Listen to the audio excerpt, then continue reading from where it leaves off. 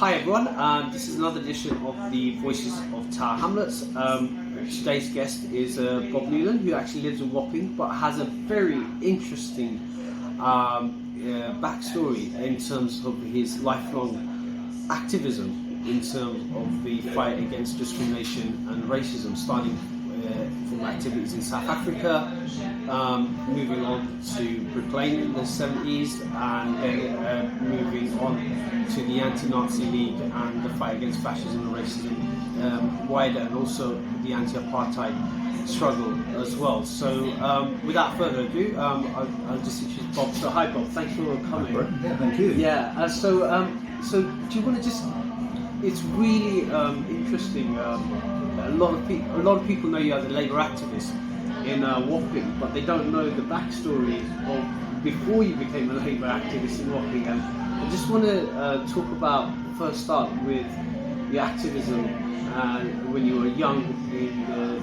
early 70s and late 60s, especially with the links to the anti-apartheid struggle in South Africa. So do you want to just talk about that, how you basically got involved? Okay, well, I grew up in Sussex and used to come up to London every fourth weekend and was involved with the movement Cllr Freedom. I also then became involved with the Young Communist League, and this was at the height of the development of the fight against racism, the racist regime in Rhodesia, and also the height of the power and horrors of the apartheid regime in South Africa. In South Africa itself, it's probably quite widely known that Nelson Mandela and the leadership of the ANC were arrested and given life sentences at the Rivonia trial. The Rivonia trial was because after Sharpeville in 1960, when there was that terrible massacre of people protesting against the pass laws, the ANC was banned, trade unions were banned, the Communist Party was banned, so all of the ways in which people could normally express themselves and involve themselves in peaceful struggle and demand for change were taken away. And the ANC took a decision to go underground and set up an armed wing of Compto Wesizwe, the Spear of the Nation, MK for short, and they bought a farm just outside of Pretoria in Rivonia as their headquarters. And they began to organise the armed struggle, which was targeted at economic and military targets, not at civilians. It wasn't a terror campaign, far from it, alongside their attempts to sustain and rebuild the mass movement that was under such enormous threat. They were betrayed, and the apartheid forces raided Rivonia, captured the leadership, and they were given life sentences. The organisation was largely destroyed, and those that weren't in prison were forced into exile. And at that point, a decision was taken: how do we keep the name of the ANC in people's minds, keep it alive whilst we rebuild the movement? So that's where you come in through the London Recruits, and there's a book about the London Recruits. So do you want to talk about how you got involved and the London Recruits got involved in terms of the anti-apartheid struggle in South Africa? So the ANC's been totally disbanded, and the London Recruits are volunteers from the UK who go into South Africa to carry on the struggle. So do you want to talk about that and how you basically carried on that struggle? Yeah, so the leadership of the ANC in exile, Yusuf Dardu in London and Oliver Tambo in Africa, got together and said, how are we going to organise to keep the name of the ANC alive? And they focused on the idea that they would be able to recruit people, in this case it was in London, who were white, young people, to go into South Africa to carry out a number of propaganda exercises with what was called leaflet bombs. And they asked Ronnie Caswells, who was a South African ANC activist, an MK activist, who'd been involved in the sabotage campaign, but was now in exile in London, to come to be here and organise that. He went to the LSE and recruited students at the LSE. He met with the London Secretary of the Young Communist League at that time, George Bridges, and recruited people from the Young Communist League. I was in the Young Communist League and was recruited by a flatmate who'd been out in 1970 to carry out these trials in Durban, and then we went out in 1971 to do the same in Johannesburg. The leaflet bombs were an amazing device. I won't go into the detail of the construction, but you had a device in a bucket with a platform and thousands of leaflets on it and a timer, and you could place it at key points where the African population was coming back, going out of the cities where they worked during the day to the townships where they lived, having not allowed to live in white towns and cities. And so it was the railway stations, the bus depots, the taxi ranks where this large movement of population was taking place. And they went bang, and thousands of leaflets went 60 foot in the air and cascaded across the area and grabbed, stuffed in pockets as people rushed onto their trains and buses. And this was done in coordination across 5 cities over the years from 1969 through to 71. Subsequent to that, now the recruits who've left South Africa, the young people who've left South Africa to get armed training, military training overseas, are wanting to come back into the country. And South Africa's got a hostile border of either Rhodesia or Portuguese colonies, states completely surrounded by South Africa itself. So to get them back across the land was really difficult. And so the idea was conceived of buying a boat and bringing it down the coast from Somalia to land the first group of retrained fighters back into South Africa. Freedom fighters, basically. Freedom fighters, yeah. Absolutely. And I was asked to go out to be a part of the reception committee for that, and spent 8 weeks in Durban preparing to receive these fighters back into the land, move them around to parts of the country where they would be based, and provide safe havens for them. Tragically, as it happened, the boat kept breaking down and never made it, and subsequently they came across land borders, and people who had been London recruits, so called because they were recruited in London, or some were American, some were Irish, and all over.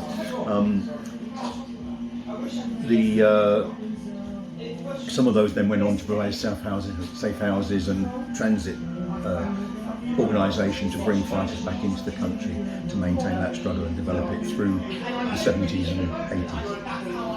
Cool. So, and then things got a bit hairy in South Africa. I know some of your colleagues who were part of that were arrested, and the decision was taken jointly for you not to be sent again to South Africa. I personally was not sent back because Alex Mambayas, who I'd been involved in the reception committee for the ship, had been arrested, and the authorities were tracing back through his involvement and my involvement with him. And although they identified my name, they didn't, in the trial, they didn't identify the person that they described as being active with Alex as the same person. They weren't very sophisticated, these South African security forces, and of course they were colourblind. Yeah. One of the things we found as white people going in, is they didn't know us, they didn't suspect us in any way, shape or form. They absolutely was convinced it was the ANC carrying out these actions that we carried out on behalf of the ANC, and had no idea it was us. And then in the 70s you got involved the action against the National Front in Brooklyn, because they used to sell the newspapers there, and the activists came to actually block them. So you want to talk about that? So I said that my early involvement in the anti-racist struggle and the anti-colonial struggle was through the movement for colonial freedom, and that was in the 60s and through to the point when I got involved with the ANC, when I had to sort of keep my profile low. But subsequent to that, I was back there. The National Front's now on the rise and starting to attack meetings, so progressive meetings, anti-apartheid meetings, anti-racist meetings, and so Movement for Colonial Freedom set up a stewarding organisation to help protect those meetings from fascist attack. Then the National Front started as a provocation selling its papers in Brick Lane, attacking the Bengali community there, and the younger generation of Bengalis decided to challenge this, quite rightly and understandably. They were not prepared to allow this to carry on unchallenged. But the police, who we now know, of course, were racist, were institutionally racist, and many associated with the ideas of the National Front, if not actually organisationally a part of it, started arresting the young Bengalis who were campaigning against the National Front. And so through the stewarding organisation, along with others, we moved in to Tower Hamlets every Saturday morning and sort of effectively provided a challenge and a barrier between the Bengali youth who were still there expressing their objection and the police, to prevent the police from arresting and continue to arrest the young Bengalis. And I think it was probably over a period of 12, 14 weeks in a row that we were there every Saturday, and eventually the National Front gave up and went away. But it was a part of an association, a link between the internationalism of our support for the ending of colonialism and the solidarity of challenging the racism, which was a direct result of the history of colonialism in Britain, of course, and elsewhere in the world, and protecting those communities who we were very happy to exploit economically for our advantage here in the UK, but would not protect against the consequences of our own actions in exploiting them overseas. A natural progression, in a sense, of that exploitation. And so that covered that period really in the 70s, and then subsequently, as racist organisations and fascist organisations attempted to regain the streets in a new existence as the British National Party, then the anti-Nazi League was developed as a broad alliance of different forces, minority communities, socialists and others, church organisations, a very, very broad structure to challenge that on the street, and involving artists against racism and all sorts of very, very good things, some of which have been developed as part of a successful campaign against apartheid, but some which were completely new initiatives. And so, moving on, so we've had the sort of like the end of apartheid coming, and so you were invited to a reception by the South African government, Bob, and the other London recruits. So do you want to talk about that, and also the birthday party that you were invited to in South Africa as well? Two things, I think. So I suppose probably 10 years ago now, the South African government decided it ought to say thank you to the London recruits. I'll just explain why London recruits. Ronnie Caswell's, when he wrote his autobiography, Armed and Dangerous, did one chapter in it entitled London Recruits, and that was our story in brief. Very discreet at that time because there were still things going on. It was very early on the ending of apartheid and still uncertainty about where things were going to go in South Africa. But we were invited to the South African High Commission, and one of the tremendous things is about the security. Nobody was found out directly, nobody was identified directly as being involved in these initiatives, although some people were arrested in action. Excuse me. But we tucked this away somewhere. We were told don't talk about it, so we never did. And Ronnie approached us and said, come to the High Commission. There were 40 people there at this thank you thing at the High Commission. I knew 35 of them, but I only knew 5 were involved. 1 because it was Sean Hosey who'd been arrested, 2 Alex, who I'd worked with and had been arrested, 3 Pete Smith I'd worked with, Ken Keeble, who became the editor of the book London Recruits. So this is a book, and Ken Keeble is the editor of the London Recruits. Yeah. And so that was the nature of the security. I'd been involved in many of those people in different struggles, in the Young Communist League, in the Anti-Nazi League, and various other places, but we didn't know we were involved. It was the biggest surprise of all. Subsequently, the book was published. Ken approached us at that event and said, let's tell our story. It's important to keep the idea of international solidarity alive at a time when it's got a bad reputation, when people are talking about terrorism and all sorts of things. And we needed to say there's a real positive side to internationalism. Solidarity is a really important weapon for the working class, for progressive people throughout the world, and that there are still many unresolved struggles that need support from overseas, if you like. And so we agreed, 32 of us wrote our chapter. There were about 65 London recruits in all, but we each wrote a chapter of this book, and it was published. We then, through the publisher, went to South Africa to launch the book over a 2 visits a year apart, going to the main cities in South Africa and launching the book. And when we were out there in Johannesburg for the book launch there, we met with Thabo Mbeki, the former president of South Africa after Nelson Mandela, and it was his 70th birthday, and he invited us to his birthday party as guests, and we were very privileged and proud to have that opportunity to go. It's the nature of those kind of things, a large marquee in his back garden, and friends comrades from his government or from struggle, diplomats that he'd known through his years as president, and family people. And as the nature of those things, they ribbed him all the way through it. They took the piss out of him basically throughout the evening. At the end, he's required to stand up and speak.